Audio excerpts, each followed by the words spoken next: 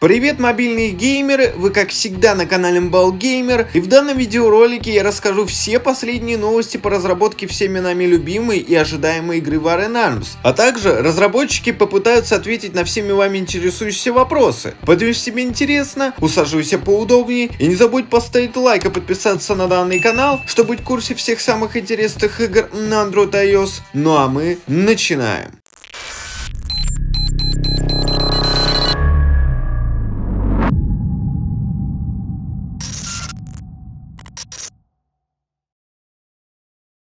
Мне очень жаль видеть то, что под последними видеороликами по War in Arms на моем YouTube канале я вижу такие подобные комментарии. Я понимаю, что вам надоело ждать War in Arms, ведь разработчики еще недавно обещали ее выпустить до начала лета. Но уже начало августа этого так и не произошло. Но понимаете, мои дорогие друзья, игра разрабатывается уже целых 7 месяцев. И для разработчиков, работающих неполный рабочий день, это очень большой прогресс. И за все это время разработчики добавили огромное количество интересных и замечательных функций в саму игру, о которых я, конечно же, расскажу только позднее в данном видеоролике. Так что, пожалуйста, не думайте, что игра заброшена и всем на нее плевать. Нет, все совсем наоборот. Как только разработчики подготовят следующий тизер игрового процесса, тогда выйдет больше информации по разработке War in Arms. А также ютубер iMove обязательно выпустит девлог, так что надо ждать и надеяться. Более того, я слышал, что некоторые из подписчиков думают, что War in Arms не выйдет уже в этом году, но это совсем не так. Игра обязательно выйдет в глобальный релиз уже в этом году. Но, к сожалению, разработчики пока что не раскрывают месяц даты выхода игры, так как если они сделают анонс по данному поводу и не выпустят игру в срок, то тогда у разработчиков будет огромная проблема, огромное количество хейта и недовольства мобильных геймеров. Так что всему свое время и War in Arms обязательно выйдет. Но будьте уверены, что игра будет доступна как для пользователей Android устройств, так и для iOS. Более того, APK файл игры можно будет скачать с официального сайта War in Arms, ссылочку на него я обязательно оставлю в описании по данным видеороликам. А также, скорее всего, игра появится и в других магазинах приложений, таких как TapTap и многих других. В общем, теперь я очень надеюсь, что я, скорее всего, ответил на ваши вопросы, связанные с разработкой War in Arms, так как это достаточно трудный путь, и поскольку некоторые из вас знают, как сложно и долго программировать, мне хочется сказать всем тем, кто терпеливо ждет выхода игры. Так что, пожалуйста, не надо торопить разработчиков. Вы же не хотите, чтобы в War in Arms приключилась такая же ситуация, которая сейчас наблюдается с Киберпанком 2077. Фанаты торопили скорый выход игры, и что в итоге получилось? Огромное количество багов, недоделанная игра и низкие оценки в метакритике. Я лично не очень хочу, чтобы такая же ситуация приключилась и с нашей любимой War in Arms. Но если вы думали, что разработчики все это время гоняли лапшу и ничего не делали, вы ошибаетесь. За все те 7 месяцев, которые разработчики провели над разработкой War in Arms, они добавили в игру огромное количество различных интересных и полезных функций.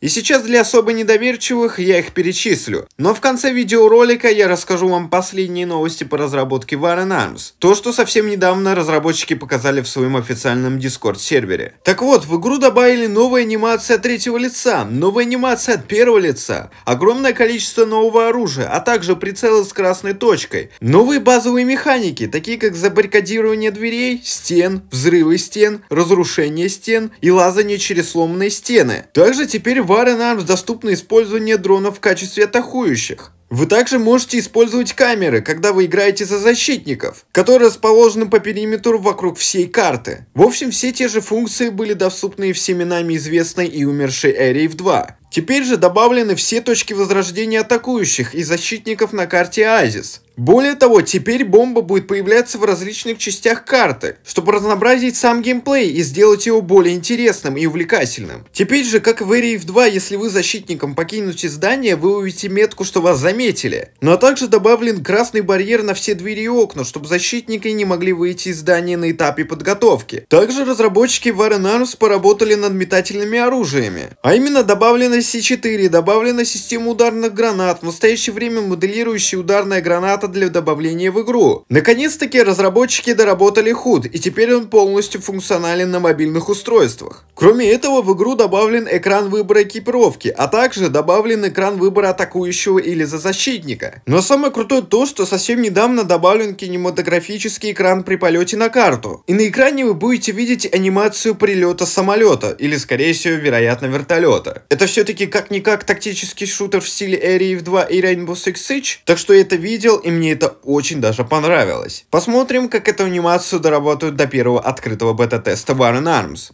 Разработчики также хорошо поработали над дронами, и теперь они могут прыгать и приближаться. А сами камеры теперь могут перемещаться на 180 градусов и увеличивать картинку в масштабе. Это, как по мне, очень даже полезная функция. Но все те, кто думали, что текстурирование карты Азис не завершено, вы ошибаетесь.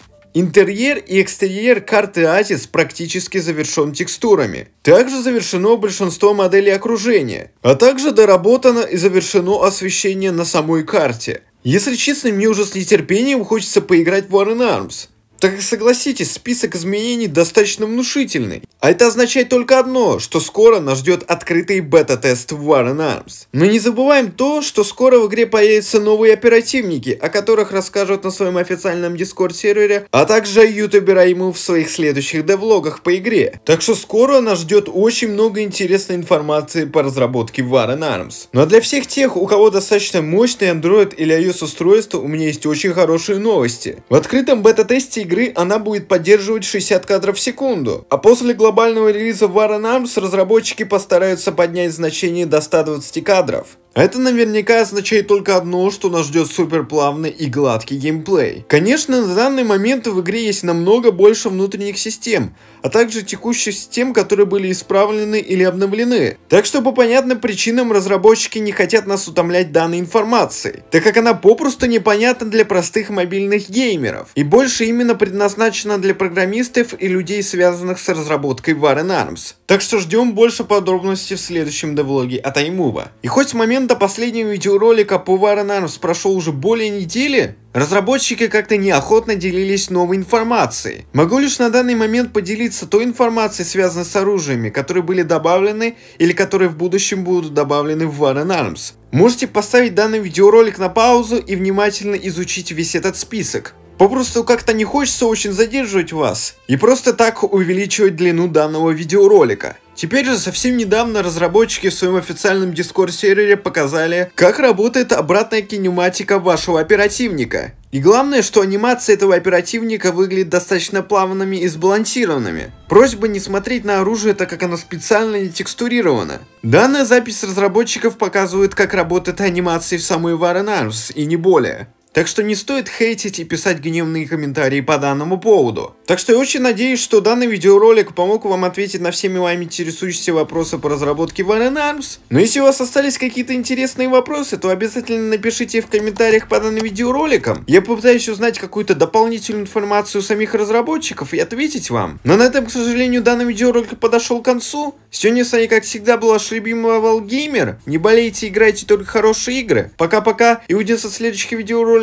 не только по War in Arms, но и по другим мобильным играм. До скорого!